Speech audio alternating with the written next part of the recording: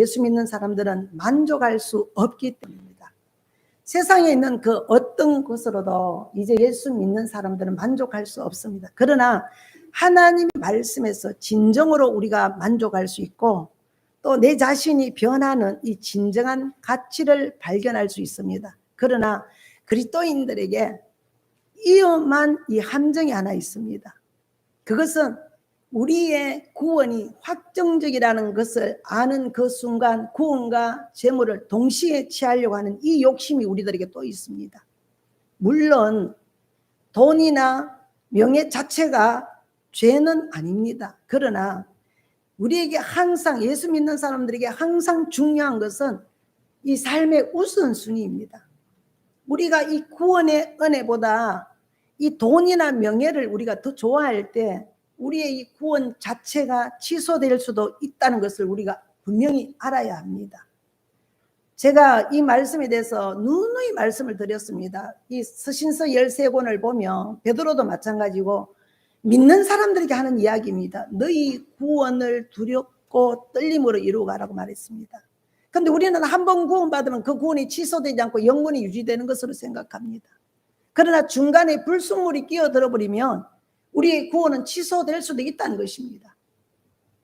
우리는 언제나 먼저 그의 나라 의를 구하고 세상의 이 복들은 자연스럽게 따라오도록 우리가 해야 합니다. 우리나라에서 우리가 흔히 보는 일들이잖아요. 고위공직자가 되려면 이 실력도 있어야 되지만 경력도 굉장히 중요하지만 무엇보다 중요하게 여기는 이 요건이 재산 형성이잖아요. 또 그 사람들이 남들보다 높은 자리에 있는 이 사람에게 많은 사람들은 뭘 구하고 있습니까? 높은 도덕적인 이 수준을 구합니다. 그래서 돈을 벌더라도 예수 믿는 사람들은 떳떳하게 벌어야 됩니다. 물론 우리나라에 세워지는 고위공직자들도 마찬가지입니다. 그들이 재산이 형성되는 이 과정이 굉장히 중요하다는 것입니다. 설명할 수 없는 이 재산에 대해서는 해명을 요구합니다. 오늘 본문의 이 말씀을 보면 부자에 대해 비판하는 것이 아니라 믿는 사람들이 세상 사람들보다 훨씬 더 많이 자신에 대해서 철저해야 한다는 것입니다. 양심은 아랑곳하지 않고 돈을 많이 벌어서 교회에 헌금을 해도 하나님께서 받지 않겠다는 말입니다. 인간의 눈에서 보면 그 돈이 굉장히 귀한 돈으로 보이지만 그건 하나님하고는 상관없다는 것입니다. 양심을 속이며. 그리고 우리가 하나님 앞에 섰을 때 우리가 재산을 어떻게 모았는지 다 설명해야 되고 하나님 앞에 섰을 때 떳떳하지 못한 재산이 조금이라도 있을 때에는 그것 때문에 우리가 천국을 놓칠 수도 있다는 것입니다. 우리 국회 청문회 하는 것을 보면 장관들이 어떤 국회의원들에게 검증받는 시간들이 있잖아요. 그러면 재산이 어떻게 형성되었고 가정의 자녀들은 어떻고 그렇게 하면서 검증이 되어야 통과를 하잖아요. 우리가 세상에서 부자가 되는 것보다 하나님 앞에서 허물이 없는 깨끗한 사람이 되는 것이 더 중요하다. 오늘 본문이 이 말씀을 하신 것입니다. 우리에게 가장 중요한 것은 금은보화가 아니라 진짜 값진 것은 너희 양심이다. 이 양심을 더럽혀서는 절대로 하나님의 이 심판을 통과할 수 없다. 그래서 우리도 하나님 앞에 우리가 회개할 것을 철저하게 해서 세상의 금은보화보다 하나님께서 더 귀하다는 이 양심을 우리가 지키면서 살아야 되겠다는 것입니다. 어떤 사람은 가난하다고 해서도 우리가 보면 이게 뭐 가끔 매스컴 통해서 많이 나오잖아요. 국가의 보조금을 아들은 뭐 유능한 회사 사장이고 뭐 공무원이고 이런데도 그걸 다 숨기고 보조금을 다 먹었습니다. 진짜 재산은 다 숨겨놓고 그렇게 살고 있습니다. 그래서 오늘 본문에서 언급한 이 부자는 말씀으로 언급한 이 부자는 열심히 일을 해서 돈을 모은 사람들을 지칭하는 것이 아니잖아요. 여기서 말씀하는 부자는 검은 돈을 가진 사람들, 설명할 수 없는 재산을 가진 사람들에게 하시는 말씀입니다. 여러분들 부자 되세요. 부자 되세요. 여러분들의 양심을 지키면서 부자 되시기를 바랍니다. 그리고 하나님 앞에 여러분들 계산할 것이 없는 그런 부자는 되어야 됩니다. 예. 하나님께서 우리가 가진 모든 재산을 비난하는 것이 아니잖아요. 정상적으로 저축을 하고 모은 재산에 대해서 나쁘다고 말씀하는 것이 아닙니다. 그러나 정상적으로 하지 않으면 모든 것이 다 하나님 앞에는 심판을 받게 될 것이다. 그렇게 하면서 오늘 부한자들은 정당하지 못한 방법으로 재산을 긁어 모은 사람들을 두고 하시는 말씀입니다. 그들에게 무엇이라고 말씀합니까? 너희에게 임할 고생을 인하여 울고 통곡하라고 하십니다. 이 말씀은 하나님 보좌 앞에서 금은 재산들은 다 공개된다는 이 뜻입니다. 그리고 그런 엄청난 재산을 어떻게 모으게 되었는지 하나님 앞에 설 때는 다 설명해야 된다는 것입니다. 설명할 수 없는 재산을 가진 자는 하나님 앞에서 심한 고통을 받게 될 것이다. 왜냐하면 하나님이 주신 세상에서 부자가 된 것이 어렵고 힘든 사람들을 억울하게 하고 도둑질만 해서 살았기 때문입니다. 지금 그걸 말씀하시는 것입니다. 야고보 사도는 그것을 생각하고 너희들이 이 땅에 사는 날 동안 기회가 있을 때 통곡하라고 말씀합니다. 부정한 것이 있으면 너희가 비리를 포기하고 버리라는 것입니다. 예수님을 주로 고백하는 것은 우리가 세상에서 신앙적으로 사는 것을 본하는 것이잖아요. 하나님의 백성들은 하나님이 주시는 것만 가지고 살아야 됩니다. 저도 이 신앙의 그런 발자취를 한번 따라서 이렇게 생각을 해보면 예수 믿고 처음에는 주님이 나의 구주이십니다 고백하고도 이런 가치관이 아직 세상의 가치관으로 가득 채워져 있어서 제가 하나님의 말씀을 오해하고 잘못 기도한 것들이 너무 많아요. 하나님 돈 주세요. 돈 주면요 제가 좀 어시되면서요 형제 부모들 전도하고 주위에 어려운 사람들 그거 가지고 제가 전도할게 이렇게 기도했습니다. 이 말씀으로 들어가서 보면 완전히 엉터리 신앙인 거예요. 엉터리 신앙. 예, 그래서 예수 믿는 사람들은 내게 주신 그 복을 가지고 감사하면서 살 수 있어야 된다. 우리가 예수를 믿으면 사고방식이 달라져야 됩니다. 성경에 한 인물 지난주에도 소개했습니다. 그 대표적인 인물이 누구입니까? 삭개오입니다. 삭개오는 어느 날 예수님이 지나간다는 이 소리를 듣고 예수님을 만나기를 원했습니다. 그런데 키가 적어서 그가 어디 올라갔습니까?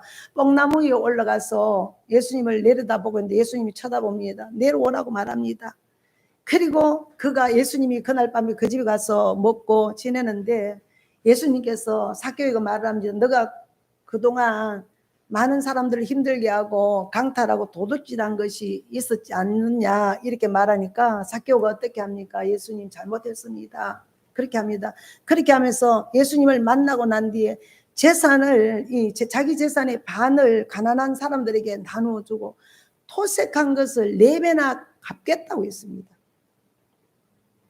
그러면서 그는 예수님에게 너는 아브라함의 후손이란 이 칭호를 받았습니다. 이런 축복을 받았습니다. 성경 말씀에 재물이 썩었고 옷이 좀 먹었다는 이 말은 무슨 뜻입니까? 재물은 사용하지 않고 옷을 사용하지 않았다는 뜻입니다. 그런 사람들은 어떻게 했습니까? 부만 쌓아만 두었지 사용하지 않았다는 것입니다. 그래서 하나님 앞에 섰을 때 모든 것이 다 녹슬어 있었다는 것입니다. 그들의 지갑은 곰팡이가 피어 있었습니다. 우리는 하나님 우리의 일용할 양식을 주신 것을 감사하면서 우리가 많은 것을 하나님께서 요구하는 것이 아닙니다. 우리의 행편과 사정과 처지를 하나님께서는 너무나 잘 알고 있습니다. 그래서 우리가 나눌 수 있는 만큼 선한 청지기로서 나눌 수 있게 되시기를 바랍니다. 예. 그리고 또 오늘 말씀을 보면 4절에 보면은 줄 것을 주지 않는 죄에 지적하고 있습니다. 야고보 사도가 그들을 책망합니다. 마땅히 줄 것을 줘야 되는데 주지 않는 것입니다. 4절 말씀을 다시 한번 보겠습니다. 시작. 보라 너희 밭에서 추수한 품꾼에게 주지 아니한 삭시 소리 지르며 그 추수한 자의 우는 소리가 만군의 주의 귀에 들렸느니라. 아멘. 그 당시 부자들 중에는 일을 시켜놓고 삭스를 주지 않고 가로채는 이런 사람들이 비일비재했던 것 같습니다. 부자가 되려면 어떻게 해야 됩니까? 받을 것은요 철저히 부자들은 받습니다. 줄 것은 주지 않아야 됩니다. 그렇게 하면 돈이 남을 것입니다.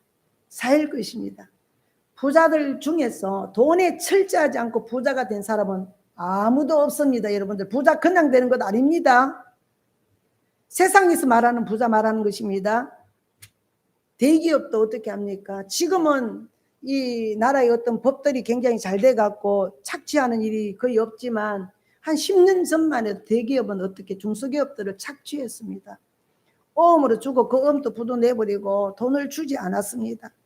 그리고 어음도 끊어줄 때 3개월, 6개월 이렇게 끊어줍니다. 그 말은 돈이 아니잖아요. 내가 6개월 뒤에 내가 돈을 주겠다고 종이로 적어서 약속하는 것입니다. 그것이 어음이잖아요. 그리고 제가 자랄 때만 해도 옛날에는 품삯을 저희 집에도 머슴이 있었어요. 머슴이 있었는데 품삯을 주는데 달달이 지금까지 계산해서 주지 않습니다. 1년을 계산해서 현금으로 주는 것이 아니라 그 곡물을 줍니다. 벼를 수확하거나 뭐 콩을 수확하는 그걸 계산해서 1년에 주는데 지금의 어떤 이 기준으로 계산을 해보면 완전히 착취한 것입니다. 저는 그렇게 생각이 듭니다. 그래서 부자들은 계속 잘 살 수밖에 없고 가난한 사람들은 계속 그 가난이 대물림 될 수밖에 없다는 것입니다. 그러나 하나님의 말씀에서는 하나님은 어떻게 말씀하고 있습니까? 주지 않는 이 품삯이 소리를 지르고 추수한 자의 우는 소리가 하나님의 귀에 지금 울리고 있다는 것입니다. 이 말씀을 대한 우리는 예수 믿는 사람들은 우리는 어떻게 해야 되겠습니까? 예수 믿는 사람들은요 세상에 있는 것들을 긁어 모으는 사람들이 아니라 세상의 재물이나 명예는 이 모래와 같기 때문에 그 자체로는 아무리 많이 쌓아도 모래 무더기일 뿐입니다. 마태복음 7장에 나오잖아요. 그 모래 무더기 위에 세운 집은 나중에 창수가 나면 어떻게 돼버립니까? 그냥 없어져 버립니다. 우리가 하늘의 축복을 세상에 오게 하는 사람들입니다. 예수 믿는 사람들은. 여러분들 자부심을 가지고 사시길 바랍니다. 이 세상이 왜 이렇게 지금 잘 이렇게 순환되고 굴러가고 있는 줄 아십니까? 저와 여러분들 때문에 그렇습니다. 하나님이 저와 여러분들이 없으면 이 세상을 그냥 썰어버립니다. 예수 믿는 사람들 때문에 하나님의 사람들 때문에 하나님께서 그 축복을 주기 위해서 이 세상을 그냥 돌아가게 하고 있습니다. 이 자부심을 여러분들 가지셔야 돼요. 안 믿는 사람들은 하나님과 상관없어요. 하나님은 세상을 사랑하시지만 그래서 그 믿는 자들을 다 닮기를 원하고 구원하기를 원하시지만 그러나 이 세상이 존재하는 것은 하나님의 믿는 사람들 때문에 지금 굴러가고 있다는 것입니다. 그래서 우리가 하나님의 축복을 세상에 가져오게 하는 사람들입니다. 우리가 우리의 역할을 다해야 세상 사람들이 이 복을 제대로 받을 수 있다는 것입니다. 그래서 예수 믿는 사람들이 이만큼 중요한 거예요. 하늘의 복은 말씀과 성령으로만 옵니다. 우리가 말씀과 성령으로 다른 사람들을 축복하면 결국은 12강주리가 우리에게 돌아올 것입니다. 오병이어의 기적이 일어납니다. 제가 우리 교회 로고에 보면은 치유하는 말씀이 있고 치유가 있는 교회라고 그 로고에 제가 그 글을 넣었습니다. 그런데 요즘 내 마음에 자꾸 어떤 마음이 드는가 하면은 오병이어의 기적이 일어나는 그 교회를 자꾸 넣고 싶은 거예요. 그러면 모르는 사람들은 기복에 의해서 저 목사님 굴러간다 하지만 아니요. 영적인 것들을 우리가 바로 보고 우리가 그걸 깨닫고 이해하면은 이건 오병이어의 기적은 자동적으로 따라오게 됩니다. 아멘. 자동적으로 따라오게 됩니다. 그래서 하나님의 이 백성들에게 중요한 것은 항상 하늘의 복이 임하게 하고 지속적인 이 부흥의 역사가 내 자신에게 일어나야 되고 내가 가는 곳마다 일어나게 해야 됩니다. 그러면 우리에게 세상의 복은 자동적으로 따라오게 되어 있습니다. 아멘. 예, 우리에게 세상의 복이 임한 후에는요, 우리 마음이 대부분의 사람들을 보면 복을 어느 정도 받고 나면 이 세상 복에 집착하는 것을 보고 있습니다. 목회하면서 제일 제가 어려워하는 것이 그 부분입니다. 복을 받기 시작하면 그때부터 하나님은 더 잘 섬길 것 같은데 그 복에 자꾸 연연하게 되고 그 복 받은 것을 가지고 와서 인간 시각으로 교회에다가 자꾸 확장을 시켜가는 거예요. 근데 우리는 자꾸 말씀 앞에서 우리를 자꾸 어떻게 됩니까? 굴복시키고 순종해야 됩니다. 그래서 내 그런 생각들을 얻게 하고 하나님의 마음으로 우리가 보고 그 말씀에 순종하고 나가야 됩니다. 그렇게 하지 않으면 하늘 문을 닫히게 하는 그 장본인으로 내가 살 수 있다는 것입니다. 그래서 예수 믿고 난 뒤에 먼저 우리가 그렇게 살지 않으면 먼저 믿는 사람들이 그렇게 됩니다. 하늘이 복이 임하도록 우리가 말씀과 기도에 헌신해야 됩니다. 제가 요즘 너무 감사해요. 네, 금요일 또 그런 간증을 했는데 이제 아이고 내가 집사님 보고 그런 말씀을 드렸어요. 아이고 집사님, 아이고 나이가 늙으니까 한갑진갑질하고 나니까 기름이 다 빠졌어. 내 몸에 기름이 다 빠져갖고 어떤 실수는 하지는 않지만은 힘이 없어. 내가 이렇게 얘기해. 아이고 목사님 30년 목회 비전을 가지십시오 이렇게 얘기를 하는데 그걸 한 번 듣고 두 번 듣고 세 번 들었는데 나도 모르게 집에 가서 그걸 적고 있더라니까요. 그걸 기록하고 6년은 이렇게 살아왔으니까 앞으로 6년은 앞으로 6년은 앞으로 6년은 어떻게 해야 되겠다. 이 비전이 세워졌습니다. 여러분들.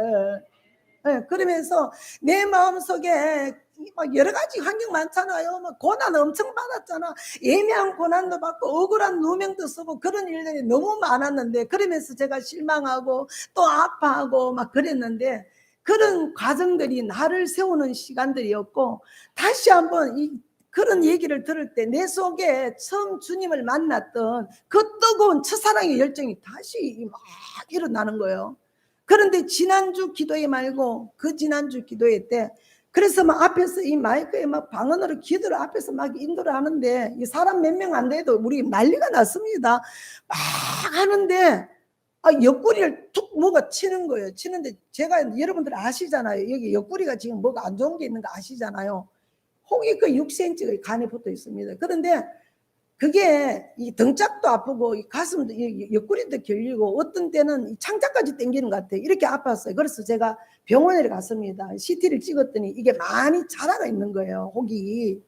이게 한 15년 전에 발견한 건데 건강검진 때. 그랬는데 이번 주 금요일 날 이제 말씀을 준비하면서 나도 나만 같이 이 문둥병이라고 생각한다면 낫을 수 있다. 예수님이 나를 만져주시면 나을 수 있다. 그러면 또 안 낫는다 할지라도 내가 죽을 때까지 이 혹이 커지지 않으면 된다. 내가 이 소망이 생겼습니다. 그리고 하나님은 하실 수 있다는 이 믿음이 생겨버렸습니다. 아멘. 예수님이 하신 그 사역이 엘리사가 엘리야의 능력을 갑절로 받은 같이 하나님은 하나님의 마음에 합한 자들을 지금 찾고 계시는데 우리 교회가 내가 하나님의 그 마음에 합한 자가 되면 하나님 우리를 들어서시고 귀신을 내어 쫓을 수 있는 능력도 주시고 질병을 치료하십니다. 아멘. 아멘입니다. 그랬는데 이번 주 금요일 날 제가 기도를 하는데 그 안주에 금요일에 여기가 뭐가 툭 쳤어요. 치는데 막 여기가 다 땡기고 기도를 할 수 없어요. 정말로 죽을 힘을 다해서 제가 기도를 한 거예요. 했는데 이번 주에는 찬양을 하는데 기도할 땐가 찬양할 땐가 하는데 여기가 툭 치는데 불이 툭 들어가 버려요. 성령이 불이 들어가 버려요. 들어가 보니까 온몸이 제 몸이 머리끝부터 발끝까지 물파수 속에 통 속에서 목욕하는 것 같았습니다. 근데 그게요. 성령이 좀 충만하고 하나님을 사랑하는 사람을 만나면 그게 내 안에서 다시 발동을 합니다. 이건 어떤 신비주의도 아니고 이것들이 다시 발동을 합니다. 그러면서 마음이 다시 뜨거워지는 거예요. 막 뜨거워집니다. 이 축복이 계속 어떻게 됩니까? 유지되어야 됩니다. 유지되어야 됩니다. 주의 종은 주의 종인데 이 말씀의 능력도 없고 기적의 역사도 나타나지 않는 그런 주의 종이면 하나님하고도 나하고도 문제가 있는 것이고 내가 문제가 있는 것이고 그러면 여러분들도 결국은 목사님이 성령 충만하지 않으면 한 사람 한 사람 떠나게 될 것입니다. 왜? 여러분들이 저를 위해서 이 교회에 있는 것 아니시잖아요. 저는 이거 확신합니다. 어느 날 하나님이 기도하는데 그랬어요. 설 목사야, 이 교회에 너를 위해서 있는 사람은 한 사람도 없단다. 본인들의 이익에 부합하지 않으면 다 떠나갈 사람들이다. 너 그 꿈 깨라 하더라고요, 하나님이. 그래서 여러분들 한 사람 한 사람은 제가 사랑하고 최선을 다하여 섬기고 뭐 새벽이든 아침이든 뭐 오라면 가고 전화하면 받고 이렇게 하지만은 그러나 그렇지 않다는 것입니다. 여러분들이 잘못되었다는 것이 아니라 하나님이 제가 왜 이 자리에 서 있게 하시는지 그걸 알게 해주시는 그런 은혜였다고 생각합니다. 그래서 여러분들이 축복의 사람이 되어야 됩니다. 아멘. 예. 그래서 이 축복의 사람이 되기 위해서는 우리가 축복의 사람도 만나야 되고 주위에 믿음이 좋은 동력자도 내 옆에 두어야 하지만 그러나 말씀과 기도에 헌신하셔야 됩니다. 이게 기본입니다. 여러분들 그리스도인들에게는요 세상적으로 손해를 좀 보더라도 하나님의 은혜를 붙잡아야 하는 이 책임이 우리에게 있다는 것입니다. 요즘 살아남는 우리가 기업을 보잖아요. 보면 전부 노동자들과 이 좋은 관계를 맺고 있습니다. 관계가 좋다는 것은 노동자들에게 줄 것을 주는 회사가 되었다는 뜻입니다. 노사 문제가 심한 회사들은 대개 임금이 박하거나 노동자들에게 임금을 제대로 주지 않는 회사들일 것입니다. 노동자들이 자기 회사라는 이 애착을 가지면 회사가 어려울 때 휴가나 보너스까지 다 어떻게 합니까? 반납해가면서 일을 합니다. 우리나라 이 기업가들 보면은 나쁜 이미지를 나타내는 이 말 중에서 기업은 죽어도 기업가는 산다는 이 말이 있잖아요. 얼마 전까지 그랬습니다. 지금은 이렇게 하면 살아남지 못합니다. 노동자들이 너무 똑똑해요.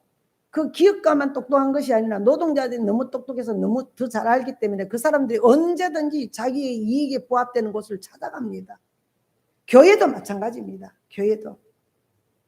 그래서 이제는 이런 기업가가 없어져야 되잖아요. 직원들과 끝까지 운명을 함께 할 수 있는 기업가가 되어야 되잖아요. 그런 것 같이 우리도 마찬가지입니다. 예수 믿는 사람으로서 우리도 끝까지 많은 영혼들에게 우리 가진 것을 줄 수 있는 그런 성도가 될 때 이 교회가 차고 넘칠 것입니다.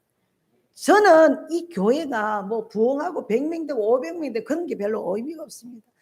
늘 여러분들에게 말씀드렸지만 한 사람 한 사람이 이 마음이 성전이 되어서 이 안에 주님의 말씀으로 담아져 있고 이 기도로 담아져 있고 눈물과 헌신과 희생이 여기에 담겨져 있는 성도면 된다. 저는 늘 여러분들에게 그렇게 말씀을 드렸습니다. 그러나 또 우리가 교회를 부흥케 하는 이 사명은 또 우리가 가지고 있습니다. 왜요? 그렇게 될 때 우리가 하나님 나라를 확장시켜 가는데 더 힘있게 일을 할 수 있습니다. 나는 그 일을 한번 하기를 원합니다. 서울에 있는 어떤 목사님은 그래요. 제 설교를 들으시는 목사님이에요. 그리고 어떤 날은 설교 듣다가 울으셨다고 유튜브로 들으시고 그런 말씀을 하시는데 목사님 교회는 1800명이 될 것이다. 벌써 1년 전부터 이 말씀을 하셔요. 그래서 내가 목사님 좀 놀리지 마십시오. 내가 이런 말을 하는데 저는 할 수 없어요. 여러분들도 할 수 없어요. 바깥에서 한번 보십시오. 온 순대 공장이라고 지금 간판이 지금 모든 것이 지금 다 있고 어떻게 우리 교회 이렇게 교회다 하고 이렇게 들어올 수 있는 이런 조건이 아니잖아요. 그러나 하나님의 마음에 합한 교회가 되면 할 수 있습니다. 아멘. 우리가 그렇게 한번 쓰임 받기를 원합니다. 네. 5절 오늘 말씀 보니까 너희가 땅에서 사치하고 방종하여 사륙의 날에 너희 마음을 살찌게 하였도다. 아멘. 성경에서는 남에게 줄 것을 제대로 주지 않고 자기 쌀만 이게 찌운 사람을 말씀하고 있습니다.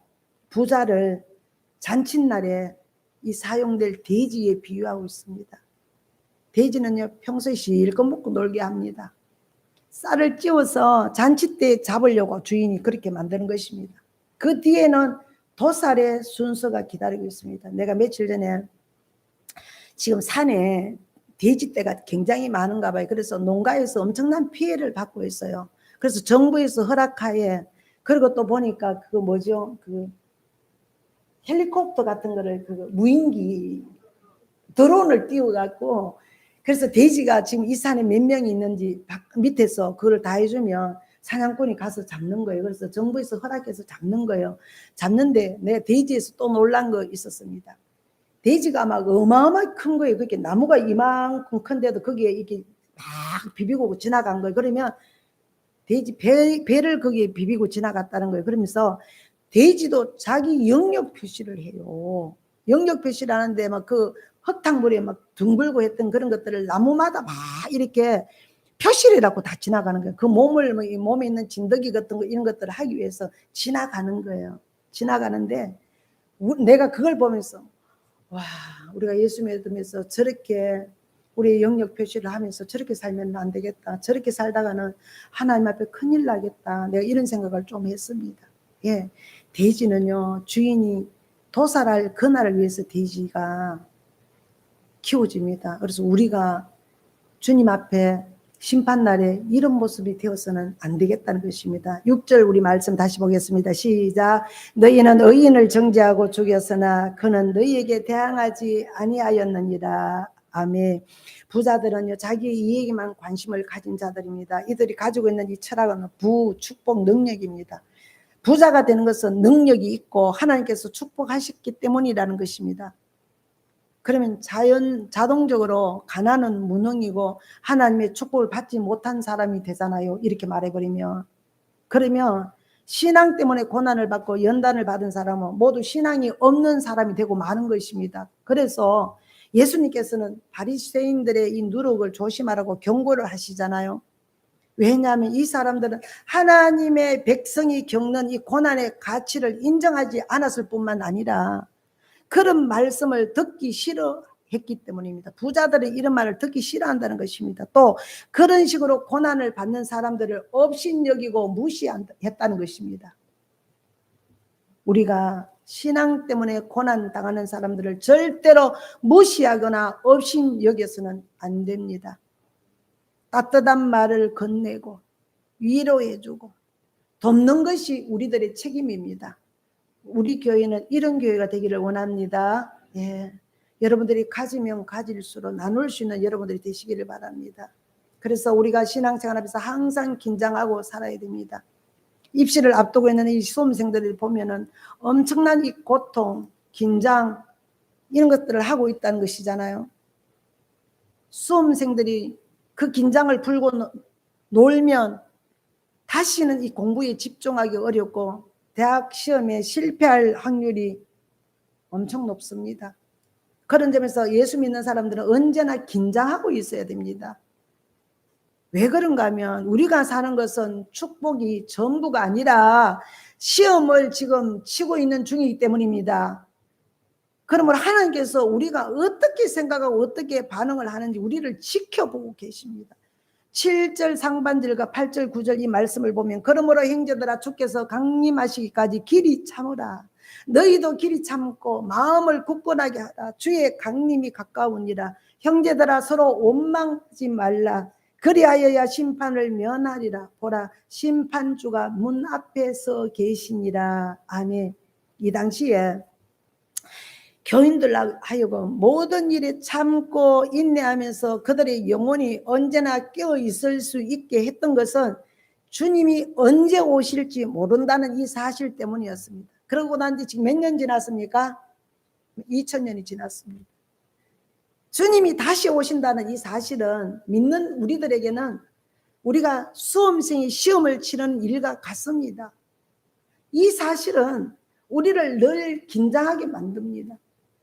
주님이 다시 오시지 않는다면 지금쯤 우리는 하고 싶은 대로 하면서 우리가 살고 있을 것입니다.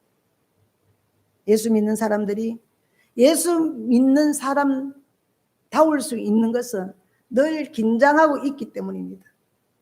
주님이 언제든지 오실 수 있다는 이 사실이 그리스도인으로 하여금 세상적인 정욕을 주님 재림을 우리가 기다리는 성도들은 그것 때문에 우리가 절제하고 경건의 띠로 허리를 졸라 매게 됩니다. 8절 이 말씀을 보면 너희도 길이 참고 마음을 굳건하게 하라. 주의 강림이 가까우니라 이렇게 말씀하고 있습니다. 이 말씀은 주님이 반드시 다시 오신다는 말씀입니다. 믿으십니까? 예. 주님께서 부활하시고 성천하신 직후에 초대교회는 주님이 곧 다시 오실 것이라는 이 생각으로 기대가 충만했습니다. 기대가 어느 정도였는지 보면은 그들의 인사말을 들어보면 짐작해 볼 수가 있습니다. 우리가 사람을 만나면 아침이나 점심이나 저녁을 만나면 우리가 어떻게 인사합니까? 거기 우리 예의라고 생각하고 인사를 하잖아요. 식사를 하셨습니까? 라고 인사하는 것이잖아요. 그런데 이 사람들도요, 초대교회 성도들도 사람을 만나면 어떻게 인사를 했느냐 하면은 주님은 다시 오십니다 라고 인사할 정도였습니다. 사도 야고보가 이 서신을 쓸 때에는 시간이 많이 지난 상태였습니다. 그래서 시간이 좀 지나면서 교인들의 이 정신은 해이해지기 시작했습니다. 교인들은 세상을 사랑할 수밖에 없었고 세상 사람들이 누리는 이 쾌락과 즐거움을 누리지 못해서 안달이었습니다.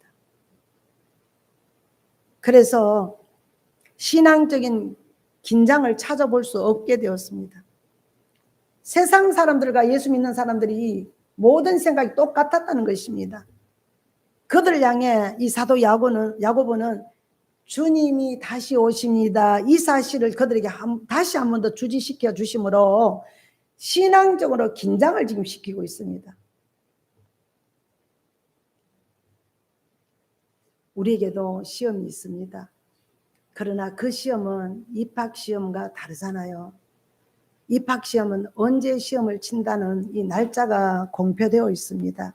그래서 학생들이 모이면 시험 100일 전, 시험 70일 전 이렇게 이야기를 합니다. 그러나 주님이 우리에게 다시 오시는 날은 주님이 오시기 100일 전, 주님이 오시기 70일 전이라고 할 수 없습니다. 아무도 안 해줍니다.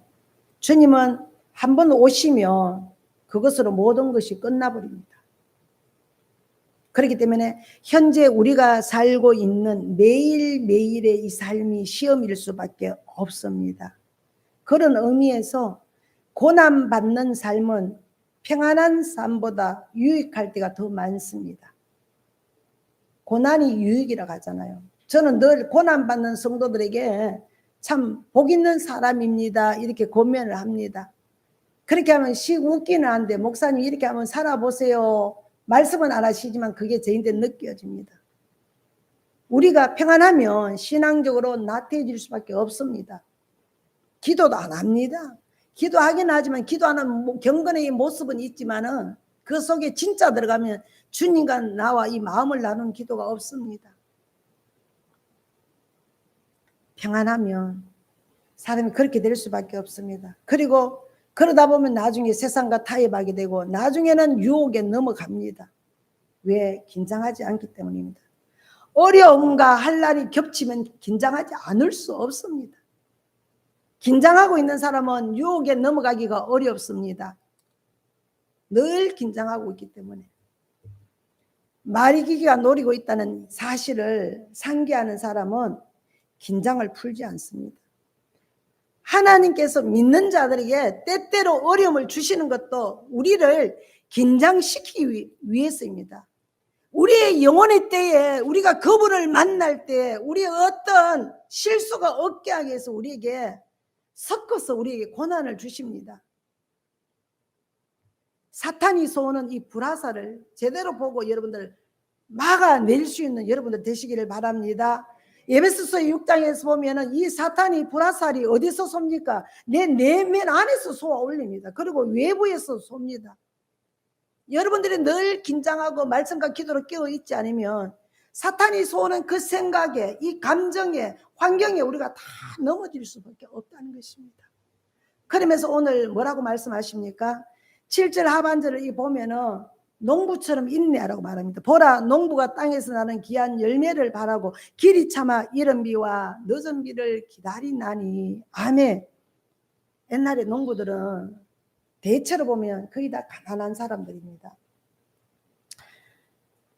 가을에 농사를 지었는데 거의 한 5월달, 6월달 되면 집안에 양식이 떨어지는 사람들이 참 많았어요. 그래서 빌리기도 하고 이렇게 살아서 저는 내 눈으로 그걸 봤습니다. 그래서 먹을 것이 없어서 밥을 지을 때도 어떻게 지었냐면은 무를 절반 이상 채 썰어 갖고 무밥을 해가 먹고 또 밥에다가 감자를 또 넣어서 감자밥을 먹기도 하고, 그리고 또 부잣집에는 약간 쌀밥이 좀 있는데 좀 못하는 사람 집에는 보리쌀을 막 이만큼 끓여서 그늘 같은데 그 대바구니에다가 이렇게 펼쳐놓고 밥할 때마다 그것을 밑에 깔아서 밥을 합니다. 그때는요, 또 집안의 어른들, 아버지나 뭐 할아버지, 할머니가 계시는 집에는 그 어른들에게만 그 흰쌀 밥이 좀 더 많이 가고 나머지 사람들은 거의 깡보리밥을 먹습니다. 그래서 그때는요, 아버지가 밥 먹다가 이렇게 남으면 그걸 누가 줍니까? 좀 아버지가 이쁘다 싶은 자식이 그 밥을 얻어 먹으려고 했어요. 그런데 지금 와서 보면은 그 보리쌀이 굉장히 건강에 좋다 하잖아요. 옛날에는 우리가 그 밥을 안 먹으려고 막 그랬는데 참 좋다는 것입니다. 그런데 이제 먹을 것이 적고, 그래서 이제 농부들이 농사를 지을 때 이제 그 이듬해 농사를 지을 때쯤 되면 종자씨만 남아요. 다 먹어버리고 아무것도 없는 거예요. 그런데 그때 그 농부들을 유혹하는 것이 무엇이었을까요? 당장 배가 너무 고프고 아이들은 울고 종자씨를 먹어야 할지 아니면 참고 땅에 불어야 할지 그들이 고민이죠. 그런 사람들이 제가 제가 어릴 때 많이 있었습니다. 동네에. 그래서 씨에서 싹이 나서 자라고 그리고 열매를 맺는다는 이 믿음이 없는 사람은 농사를 짓지 못합니다.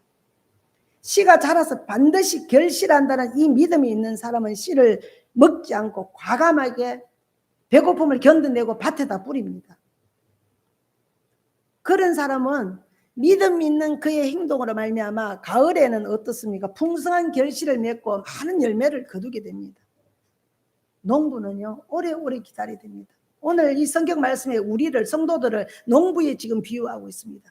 그가 씨를 뿌리고 싹이 나오지 않는데도 참지 못해서 땅을 파헤쳐 버린다면 그 농부는 어떤 수확도 거둘 수 없게 될 것입니다. 예수 믿으면서도 우리가 이렇게 파헤쳐 버릴 때 너무 많습니다. 농부의 기다림은 단순한 기다림이 아니라 믿음에 입각한 기다림입니다. 눈에 보이는 것은 아무것도 없습니다. 그래도 그는 믿습니다. 자기의 눈에 보이지는 않지만 이 씨는 발아하고 있고 결국에는 싹이 나서 결실할 것이라는 이 믿음을 가지고 끈질기게 기다리는 농부입니다. 우리가 믿음으로 씨를 뿌립니다. 그러나 아무리 씨를 뿌려도 비가 오지 않고 반응이 없습니다. 모든 것이 다 죽은 것 같습니다. 쓸데없는 시간만 낭비하는 것 같습니다. 너무 실망스럽습니다. 그러나 믿음이 있는 사람은 흔들리지 않습니다. 여러분들 흔들리지 마시길 바랍니다. 왜냐하면 비가 오면 모든 것이 달라질 줄 알기 때문입니다. 끝까지 참고 인내하면은 씨를 뿌린 농부가 많은 열매를 거두는 것처럼 말입니다. 싹이 나오지 않을지도 모른다고 씨를 먹은 사람은 어떻게 되었겠습니까? 당장은 배부를지 몰라도 결국은 더한 배고픔에 굶주리게 될 것입니다. 사도 바울은 이것을 신앙에 지금 적용하고 있습니다. 누구든지 육신을 위하여 심는 자는 육체로부터 썩어질 것을 거두고 성령으로 심는 자는 성령의 열매를 거둘 것이라고 말씀합니다. 세상에 씨를 뿌리는 자는 시종자를 먹는 농부와 같습니다. 성경은 영원히 썩지 아니할 것을 위해 심으라고 말씀하고 있습니다. 믿음으로 심는 농부의 심정을 가지라고 지금 말씀합니다. 그 팔레스타인 그 지역은 비가 잘 오지 않는 지역이잖아요. 그러나 비가 한번 쏟아지면 반드시 씨앗이 자라서 열매를 맺게 될 것이고, 그래서 이른 비와 늦은 비를 기다린다고 말씀하고 있잖아요. 비가 그만큼 오지 않았다는 이 말씀입니다. 그래서 이른 비와 늦은 비는 성령의 축복을 상징합니다. 예, 우리가 이제껏 이른 비를 우리가 받고 살았다면 지금부터는 늦은 비에 이 성령의 기름 부음이 우리에게 있어야 됩니다. 그래야 주님이 다시 오실 때까지 우리가 이길 수 있습니다. 그렇지 않으면 환경을 보고 자꾸 세상을 내가 달려갈 수밖에 없습니다. 어떤 성도님이 저에게 이런 고백을 해요. 며칠 전에. 목사님, 내가 진짜 힘들고 어려운데 이전에 그 부자들 친구들이 다시 연락을 와요. 어떻게 아는지 연락을 와요. 그들에게 내가 지금 손 내밀면 바로 그들이 도와줄 것이에요. 그러나 그날부터 내가 그 사람들이 종이 될 것이기 때문에 내가 그걸 과감히 버립니다. 이 얘기를 하셨어요. 그 성도는 지금 어떤 농부입니까? 지금 배고프고 굶주리고 지금 힘들고 아프지만 그러나 하나님의 이 늦은 비에 성령의 기름 부으심, 그래서 그 생활을 하면 하나님께서 반드시 따라오게 하는, 영혼이 잘된 같이 범사가 잘되게 하는 그 축복을 알고 있기에 그렇게 사는 것입니다. 아멘. 여러분들, 이런 어려움 우리가 다 만날 수 있습니다. 그러나 그때 우리가 어떤 선택을 하느냐에 따라서 우리가 어떤 열매를 거두어 드릴 것인가, 아니면 여전히 늘 배고파하면서 살 것인가, 이 말씀을 지금 농부의 비유를 통해서 우리에게 말씀을 하고 있습니다. 우리가 하나님의 말씀을 듣지만 내 안에 새순이 돋는 것 같지 않을 때가 있습니다. 그러나 온도와 습도가 적합할 때가 되면 우죽순처럼 싹이 자라서 많은 열매를 맺게 될 것입니다. 결국 사도 야고보의 말씀은 우리가 세상의 것을 가지고 자랑하지 말고 성령의 축복을 거두는 사람들이 되라라는 뜻입니다. 하나님의 이 은혜와 능력에 부유한 자가 모두 다 되셔서 세상의 것만 가지고 자랑하는 이 모습은 하나님 앞에서는 아무 의미가 없다는 것을 빨리 여러분들 깨달으시기를 바랍니다. 우리는 여기서 하나님을 믿고 인내한 이 욥을 또 한번 기억해 볼 필요가 있습니다. 11절 우리 말씀 다시 한번 보겠습니다. 시작. 보라, 인내하는 자를 우리가 복되다 하나니 너희가 욥의 인내를 들었고 주께서 주신 결말을 보았거니와 주는 가장 자비하시고 긍휼히 여기시는 이시니라. 아멘. 예.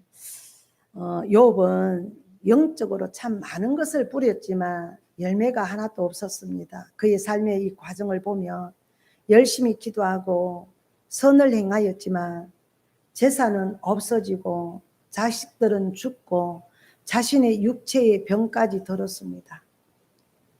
하나 물어보겠습니다. 내가 욥과 같은 이런 처지에 있다면 원망하지 않을 사람들 여기 있습니까? 원망합니까? 아니면 믿음으로 나갑니까? 왜 아무도 대답 못해요? 제가 믿음으로 직진? 할렐루야. 예. 하나님은 분명 우리에게 이런 과정이 있게 합니다. 여러분들 있게 합니다. 그러나 욥의 이 삶의 마지막 그 결과를 보면 우리가 이 중간에 이 과정을 우리가 거쳐가는데 끝까지 우리가 인내해야 됩니다. 그가 영적으로 심은 결과는 너무나도 비참한 것이었습니다. 그때 욥의 친구들은 이 욥에게 너가 잘못한 것 있으면 시인하라고 말하면서 얼마나 많은 책망을 하는지 모릅니다. 이런 고난을 받는 것은 분명히 다른 사람이 모르는 죄가 너에게 숨어 있기 때문이라고 와서 고민을 합니다. 그러나 욥은 친구들의 이 제안을 고집스럽게 거부하면서 하나님께서 믿는 자에게 주시는 이 고난에는 분명히 뜻이 있다는 생각을 아마 했을 것입니다. 그런데 어떤 어려움에도 비굴하지 않았고 끝까지 의를 붙들었습니다. 그런데 나중에 가서 보니까 조그마한 자기 의가 있는데 그걸 회개하고 나니까 하나님께서 욥에게 엄청난 축복을 다시 회복시켜 주십니다. 그러면서 욥을 인정하고 축복해 줍니다. 저만 그렇습니까? 이 축복이라는 단어를 제가 들으면 들을수록 좋은 거예요. 안 좋습니까? 저는 이 축복이라는 이 말, 이 단어에 엄청난 어떤 이 매력을 느낍니다. 그래서 여러분들도 이 축복이, 이 단어가 나와 아주 밀접한 관계가 있고 이 축복이 내 것이 되기를 바랍니다. 예. 그래서 하나님의 진리는 많은 사람들이 이렇게 생각하는 것처럼 인과응보의 이 원리를 따르는 것이 아닙니다. 하나님의 축복은 이 버튼 하나만 딱 누르면 바로 나오는 이 자동 판매기가 아니라는 것입니다. 하나님께서는 의인들을요 철저하게 연단하심으로 그들을 더 하나님의 영광에 가깝게 하시고 그들의 신앙을 더욱더 넉넉하게 하시는 데 있습니다. 그래서 욥의 이 신앙은 기계적인 단답형 신앙을 뛰어넘어서 풍성한 신앙을 유지하게 했습니다. 가지게 했습니다. 하나님께서는 욥을 통해서 우리들에게 그걸 보여주고 계시는 것입니다. 예. 근데 막상 우리가 성경으로 그 말씀을 읽고 머리는 다 이해했는데 나에게 이런 삶이 올 때 여러분들은 어떻게 됩니까? 너무 힘들잖아요. 지금 당장은 우리가 이런 환경을 만나면 논리적으로는 이해가 되지 않아도 하나님께서 주시는 이 시험에는 분명히 뜻이 있습니다. 분명히 나를 유익하게 하고 더 풍성하게 해 주시려고 이런 어려움을 준다는 것을 여러분들 굳게 믿으시기를 바랍니다. 예. 우리의 이 시험은 하루의 삶 그 자체가 성적이 되는 것입니다. 하루하루 사는 이런 우리의 삶의 건적이 하나님 앞에서는 우리의 성적이 됩니다. 좋으면 막 다 누구나 다 좋아할 수 있어요. 그러나 어렵고 힘들 때 믿음으로 내가 인내하면서 기도하는 거예요. 처음부터 성숙한 사람이 되지 않잖아요. 성화되는 그 과정이 필요합니다. 그리고 우리가 처음부터 우리가 존귀한 사람이 되지 않습니다. 반드시 하나님께서 우리를 겸비시키는 그 과정이 있습니다. 그래서 나중에 우리가 완전한 하나님의 사람으로 우리가 세워지는 것입니다. 그래서 신앙생활을 가면서 여러 가지 어려운 일이 있을 수 있습니다. 때로는 내 내면의 싸움에서, 때로는 환경으로, 때로는 경제적으로, 때로는 어떤 질병으로, 때로는 인간관계에서 직장 문제, 사업 문제, 그럴 수 있습니다. 그러나 여러분들은 그럴 때마다 십자가 앞으로 더 나오시고 더 기도하시고 그래서 하나님의 도움을 받는 이제껏 이른 비에 성령의 그 능력이 입었다면 지금부터는 늦은 비에 그 성령의 기름 부으심을 받으셔서 여러분들이 이 양심이 하나님을 향하여 더 선하고 깨끗하게 순결하게 나갈 수 있는 여러분들 되시기를 바랍니다. 기도드리겠습니다. 아버지 하나님 감사합니다. 우리가 살아온 삶의 흔적들을 뒤돌아보면 참 부끄럽습니다. 불평도 하고 원망도 하고 때로는 내 의를 가지고 하나님을 섬겼던 적도 있습니다. 또 하나님 아버지 우리가 조그마한 물질을 가지고 우리가 취했던 행동들도 또 돌아보게 됩니다. 항상 아버지 앞에 설 그날에 우리가 깨끗한 자가 되고 인정받는 자가 되는 삶을 살 수 있도록 성령님 저희들에게 은혜를 베풀어 주시옵소서. 하나님 아버지 감사합니다. 사랑하는 또 집사님 선덕교 집사님 또 박연숙 집사님 하나님 앞에 감사의 예물을 올려드립니다. 하나님 아버지 사랑하는 집사님들의 삶을 지금까지 인도하신 주님 앞으로도 임마누엘의 하나님께서 인도하여 주실 것을 믿습니다. 하나님 아버지 이 세상 광야길을 걸어가면서 때로는 우리에게 갖가지 아버지 하는 어려운 시험들도 있을 수 있고 축복의 문들도 열려 있을 수 있습니다. 그러나 사랑하는 집사님 부부가 하나님 앞에 그 축복의 문으로 들어가서 이제껏 누려보지 못한 삶 완전한 주님의 축복을 누리는 삶이 될 수 있도록 주님 앞으로의 삶을 축복하여 주시옵소서. 감사를 드리며 예수님의 이름으로 기도드립니다. 아멘. 615장 찬송하고